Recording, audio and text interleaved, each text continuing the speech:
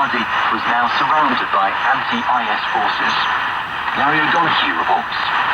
The Pentagon spokesman, Colonel Steve Warren, said that Iraqi forces and the largely Shia Popular Mobilization Front could become what he called probing and reconnaissance operations close to Ramadi, moving out of the town of Habaniya. But he was critical of the name given to the operation by the Shia militias, which focused on a grandson of the Prophet, particularly important to Shiites.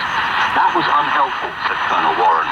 Washington has long been concerned about the potential for sectarian conflict in largely Sunni Anbar, but is also trying to recruit Sunni tribes in the area to assist with the fighting. The American city of Cleveland has agreed to have its police department overseen by an independent monitor. Under an agreement with the US federal government, the police department will undergo training on the use of force and other reforms. The deal with the US Department of Justice comes after a series of recent cases where officers killed unarmed people, mainly African Americans. Authorities in India say the number of people dead from a heat wave sweeping across the country has reached more than 1,000, with temperatures hitting 50 degrees Celsius in some areas. The government is advising people to stay indoors or carry water with them. Samir Hashmi is in Delhi.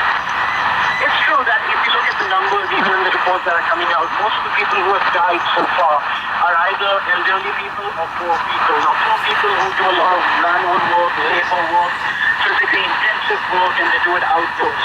They earn on a day-to-day basis. So if they don't get out of their house and work, they're not going to earn enough to bring back home even for 2 meals a day. Brazilian police have arrested a former boss of the Neapolitan mafia who'd been on the run for more than 30 years. Pasquale Scotti was the former head of the military arm of the Camorra. Our America's editor, Leonardo Rocha, has more. Pasquale Scotti's whereabouts have been a complete mystery since he escaped from an Italian hospital in 1984, being convicted there for the murder of more than 20 people.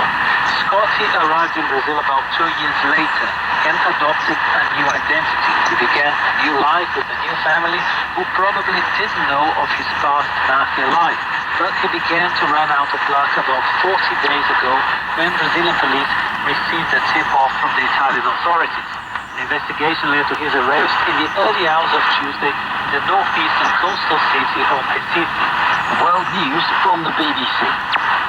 The internationally recognized Prime Minister of Libya, Abdullah Al-Thani, has escaped unharmed after would-be assassins peppered his car with bullets in the eastern city of Tobruk.